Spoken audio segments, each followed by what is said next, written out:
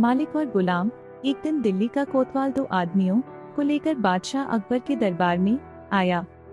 बादशाह के पूछने पर उसने बताया, जहाँ पनाह, ये दोनों आदमी आपस में लड़ रहे थे। काजी जी इन दोनों के झगड़े को फैसला नहीं कर पाए हैं, इसलिए मैं इन्हें यहाँ लाया हूँ। बादशाह को बताया गया कि ये दोनों व्यापारी है। बादशाह ने दोनों को देखा और उनसे झगड़े का कारण पूछा। उनमें से एक ने बताया, जहाँ पनाह, मैं एक सौदागर हूँ। मेरा नाम शेर अली है। मैं 5 साल से ज्यादा समय से दिल्ली में रहता हूँ। दिल्ली में आने से पहले मैं अफगानिस्तान में था। वहाँ यह आदमी मेरा गुलाम था। आज मैंने इसे दिल्ली में देखा तो पकड़ लिया। यह सुनकर दूसरा व्यापारी बीच में ही बोल पड़ा, जहाँ पनाह, यह आदमी झूठा है। इसका नाम शेर अली नहीं है, इसका नाम नसीबा है। यह मेरा गुलाम था। 6 साल की तलाश के बाद आज दिल्ली में मिला है। इस पर शेर अली बोला, जहाँ पनाह, नसीबा तो यह है, मेरा गुलाम था। यह मैं गवाह पेश कर सकता हूँ। वे साबित कर देंगे कि मैं ही शेर अली हूँ। हो सकता है जब से तुम मेरी रकम लेकर गायब हुए हो, तुमने अपना नाम शेर अली रख लिया हो। यह सुनकर दोनों वहीं झगड़ने लगे।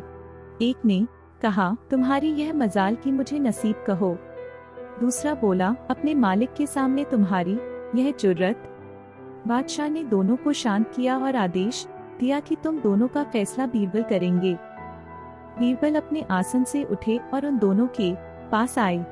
उन्होंने दोनों की आंखों में आंखें डालकर देखा। दोनों चुपचाप खड़े रहे। इसके बाद बीरबल ने कहा, तुम दोनों पेट के बल फर्श पर लेट जाओ। मैं आंखें बंद करके ध्यान लगाऊंगा और यह पहचान लूंगा कि झूठा कौन है।